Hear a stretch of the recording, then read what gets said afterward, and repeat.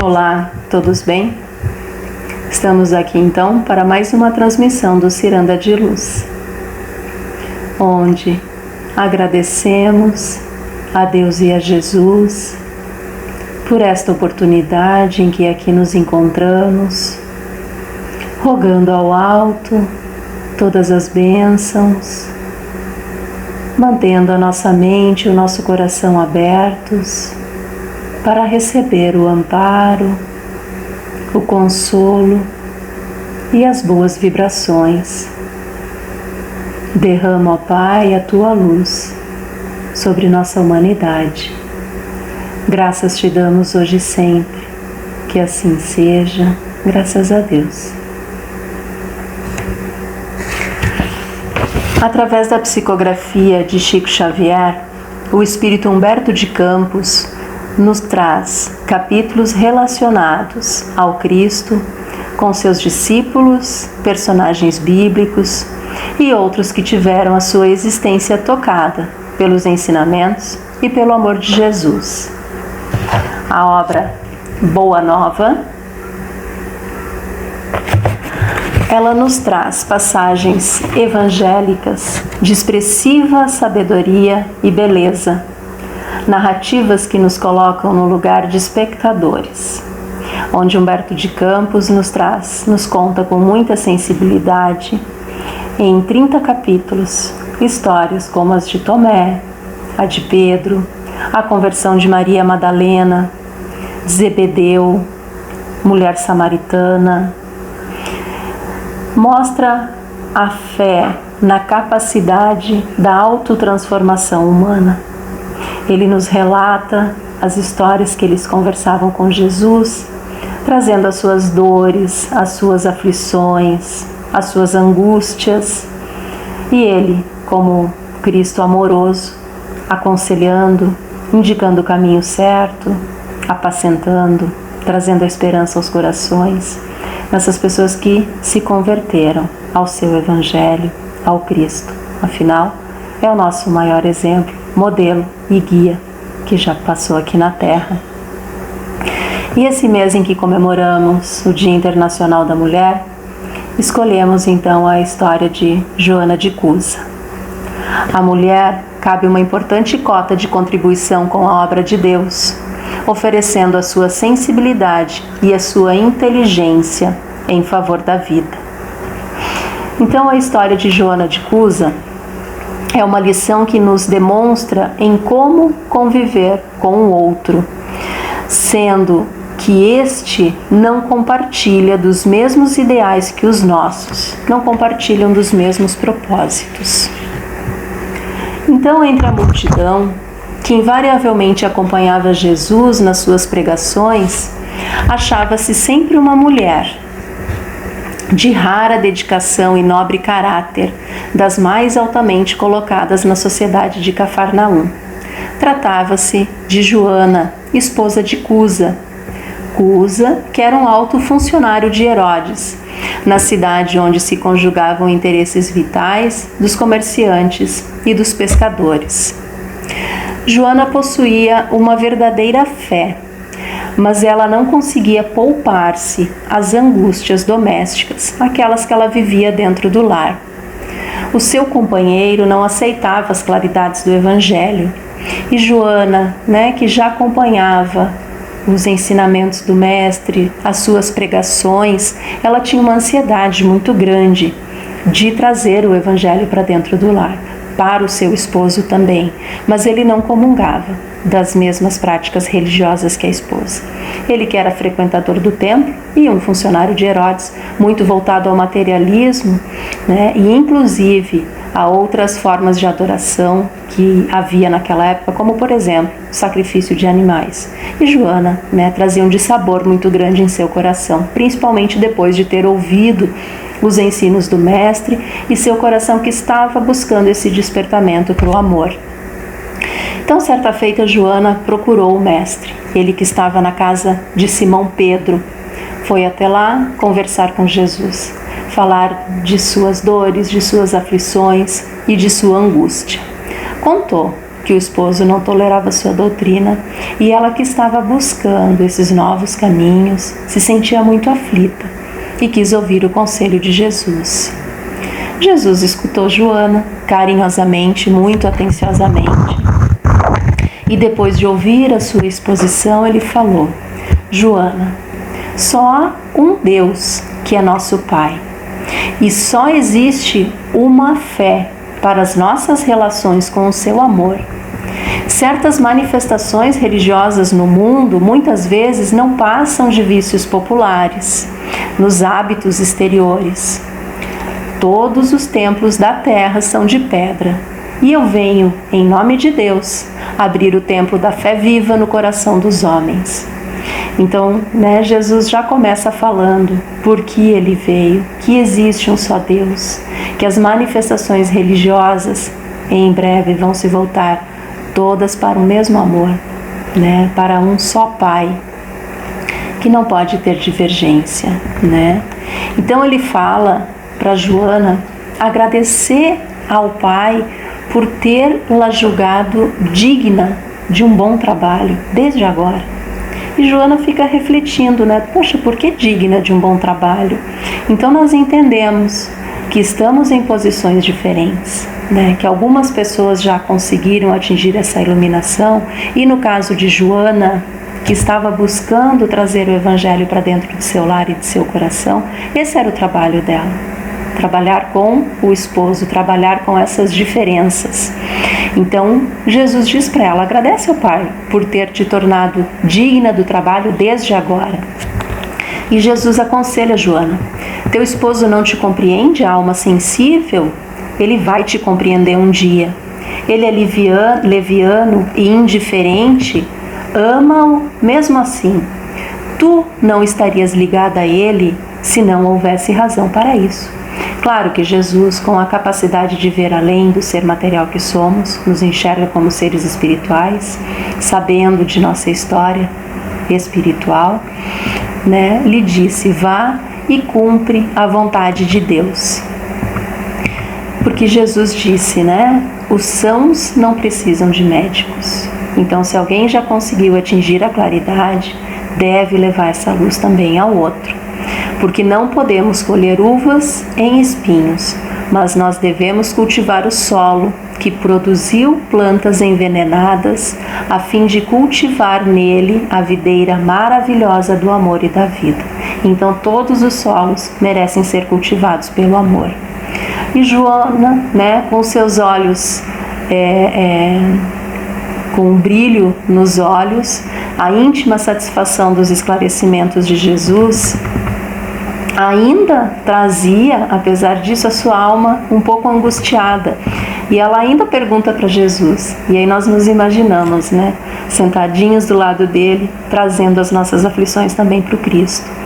Mestre, a vossa palavra me alivia o espírito atormentado, mas eu tenho uma dificuldade extrema nesse entendimento. Será que eu não deveria impor estes princípios ao meu marido? Agindo assim, eu estaria auxiliando o meu esposo para o céu e para o vosso reino, auxiliando ele a alcançar o vosso reino. E Cristo sorriu, diante da aflição da Joana. Então, quando nós vivemos uma situação assim de conflito, ou nós deixamos, se a pessoa não comunga dos mesmos princípios que eu, geralmente nós falamos: bom, então vive a tua vida que eu vivo o meu, segue o teu caminho que eu sigo o meu rumo. Ou nós procuramos impor: não, eu tenho a razão, é do meu jeito, é assim que tem que ser. E aí vemos essa mesma aflição na Joana, e ela traz essa pergunta para Jesus. Então Jesus, sorrindo serenamente, falou para Joana: quem sentirá mais dificuldade em estender as mãos fraternas? Será aquele que atingiu as margens seguras do conhecimento do Pai, ou aquele que ainda se debate entre as ondas da ignorância e da desolação, da inconstância ou da indolência do espírito? Então, se nós ainda estamos nos debatendo, não conseguimos estender a mão, porque não conseguimos enxergar além daquela situação que está ao nosso redor. Mas aquele que já atingiu a margem, aquele que não está mais se afogando nessas águas, que já está em margens seguras, é que conseguirá estender a mão. E foi isso que Jesus disse para Joana: se você já atingiu algumas claridades do Evangelho, estende a mão. Quanto à imposição das ideias, continuou Jesus falando com Joana, acentuando a importância das palavras, Deus não impõe a sua verdade. Deus não as impõe nem mesmo aos tiranos da terra. Porque senão, Deus poderia fulminar com um raio e espalhando miséria e destruição.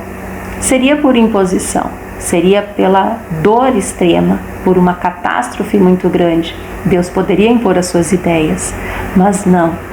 A sabedoria celeste não extermina paixões, disse o Cristo.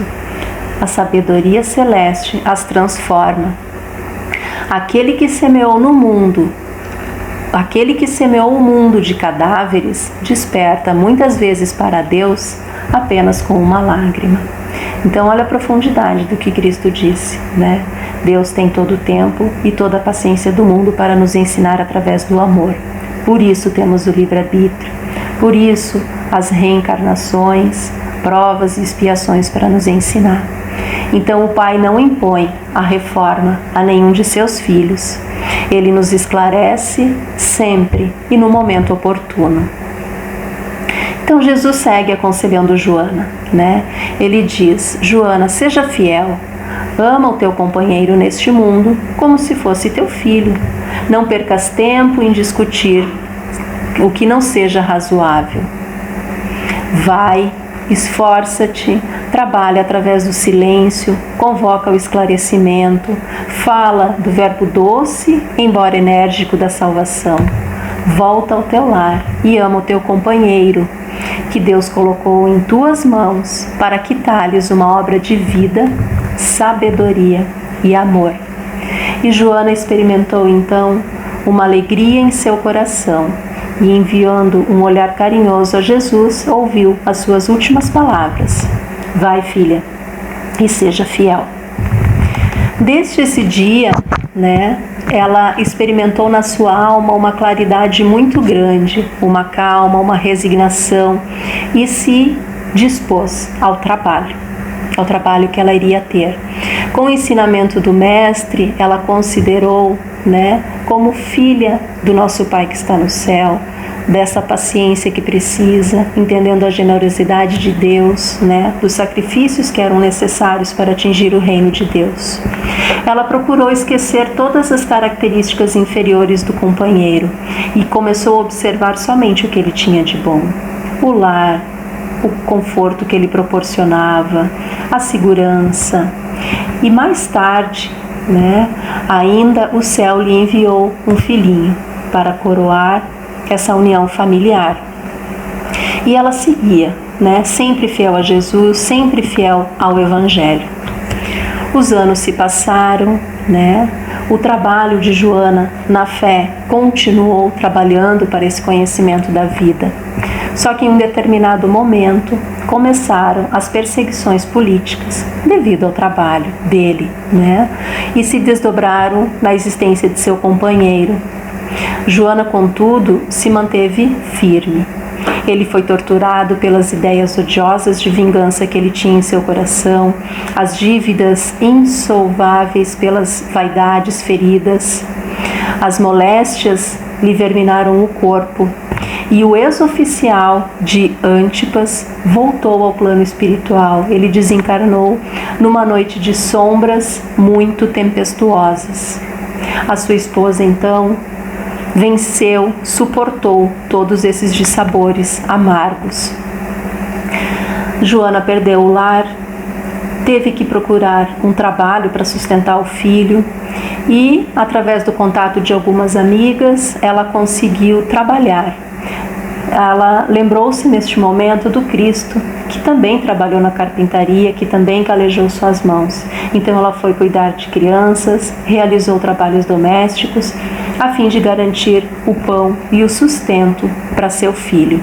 E cheia de alegria, a viúva de Cusa esqueceu todo o conforto material que ela tinha em sua vida e ela dedicou-se ao trabalho, ao seu filho e seguindo também o Evangelho do Cristo. No ano de 68, passado ainda muito tempo, quando as perseguições ao cristianismo eram muito intensas, nós vamos encontrar então essa velha discípula do Senhor, amarrada em um poste de martírio, ao lado de um homem novo, que era o seu filho. Segundo as crônicas do historiador latino Tácito, fiéis do Cristo eram amarrados, cobertos de alcatrão e usados como tochas humanas para as insônias de Nero, nos passeios noturnos nos jardins da sua residência privada, no Monte Aventino. Ao comando de sua maldade, tendo acusado os cristãos de terem ateado fogo em Roma, foram executados de 200 a 300 mil cristãos. E no dia 27 de agosto de 68, nas proximidades das águas termais de Caracalla, no Monte Aventino, Joana, junto a outros 500 cristãos, foi levada ao poste do martírio. E ao seu lado estava o seu filhinho também. Então, diante do vozerio do povo, as primeiras flagelações, eles diziam: abjura, abjura. Exclamou o executor as ordens imperiais de olhar cruel e sombrio. E a antiga discípula do Senhor contempla o céu em uma palavra, sem nenhuma palavra de negação ou de queixa. Então o açoite vibra sobre o rapaz, que exclama em lágrimas: repudia a Jesus, minha mãe. Não vês que perdemos? Abjura por mim que sou teu filho. No desespero, prestes a ser queimado, ele pede para sua mãe negar ao Cristo. E pela primeira vez, dos olhos da mártir, corre a fonte abundante de lágrimas. As rogativas de seu filho são espadas de angústias em seu peito, que lhe retalham o coração de mãe. Abjura, abjura, gritava ele. Joana ouve aqueles gritos e por um momento ela começa a recordar de sua existência inteira. O lar que era risonho e festivo, as horas de ventura, os desgostos domésticos, as emoções que a maternidade lhe trouxe, os fracassos do esposo, a desesperação e a sua morte, a viuvez, a necessidade do trabalho, as necessidades mais duras que ela e o filho tiveram. Em seguida, ouvindo os apelos do filhinho para ela abjurar o Cristo, ela também lembrou de Maria, que também foi mãe, e vendo o Cristo sendo crucificado no madeiro da infâmia, ela soube conformar-se com os desígnios de Deus. Então, acima de todas essas recordações, como alegria suprema de sua vida, por ter vencido todas as dificuldades, ela se lembrou de quando foi lá na casa de Simão Pedro conversar com um Cristo que lhe disse: vai, filha, e seja fiel. As transformações do Evangelho, do amor, que tocaram profundamente o seu coração, dando forças para ela seguir a vida e em nenhum momento negando o Evangelho do Cristo. Em nenhum momento ela negou a Deus. Então, com uma força sobre-humana, a viúva de Cusa contemplou a primeira vítima que estava ao seu lado, ensanguentada, que era o seu filho, e fixou um olhar profundo no jovem, com inexprimível dor e uma ternura também inexplicável. Ela exclamou firmemente: cala-te, meu filho. Jesus era puro e não desdenhou o sacrifício. Saibamos sofrer na hora dolorosa, porque acima de todas as facilidades transitórias do mundo, é preciso ser fiel a Deus. Então ela lembrou daquele momento que esteve ao lado do Cristo, buscando forças para não negar o Cristo, para seguir adiante com o momento que estava ocorrendo em sua vida. A esse tempo, aplausos delirantes do povo, os verdugos lhe incendiavam ao redor, achas de lenha embebidas em resina inflamável, e em poucos instantes todas essas labaredas estavam lhe ardendo o corpo, envelhecido já. Joana contemplou com serenidade o povo que não entendia o sacrifício a que ela estava se dispondo. Os gemidos de dor saíam abafados de seu peito, e um dos algozes gritou para Joana: "Ei, o teu Cristo soube apenas te ensinar a morrer?" Gritou para Joana. E a velha discípula, concentrando toda a sua capacidade de resistência, teve ainda forças para murmurar: "Não, ele não apenas me ensinou a morrer, mas também a vos amar." E nesse instante ela sentiu a mão consoladora do Mestre que lhe tocava suavemente os ombros. E lhe escutou a voz inesquecível: "Joana, tem bom ânimo. Eu estou aqui." Então Joana cumpre o seu papel com fidelidade a Deus, com a fidelidade a Jesus, vencendo todas as dificuldades, entendendo o seu trabalho nessa vida, o enfrentamento com o marido, por não participar dos mesmos princípios religiosos, a perda, o filhinho, o trabalho incessante, mas em nenhum momento deixou de viver o Evangelho de Cristo em seus corações, em suas atitudes, mantendo-se fiel a Deus, ao reino de Deus nesta terra, a Jesus, mesmo naquele momento de extrema dor, de martírio muito grande, tendo a certeza de que cumpriu o seu papel. E essa é a história de Joana, de superação, de vencer, de aprender a lidar com as dificuldades e principalmente em não perder a fé. Então finalizamos como uma homenagem à mulher com uma prece, uma mensagem de Meimei do livro Luz no Lar. Oração à mulher. Missionária da vida, ampara o homem para que o homem te ampare. Não te corrompa no prazer, nem te mergulhes no vício. A felicidade na terra depende de ti, como o fruto depende da árvore. Mãe, seu anjo no lar.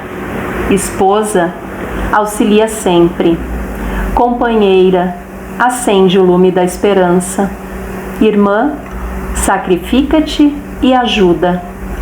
Mestra, orienta o caminho. Enfermeira, compadece-te. Fonte sublime, se as feras do mal te poluíram as águas, imita a corrente cristalina que no serviço infatigável a todos expulsa do próprio seio a lama que lhe atiram. Por mais te aflige a dificuldade, não te confies à tristeza ou ao desânimo. Lembra os órfãos, os doentes, os velhos e os desvalidos da estrada que esperam por teus braços e sorri com serenidade para a luta.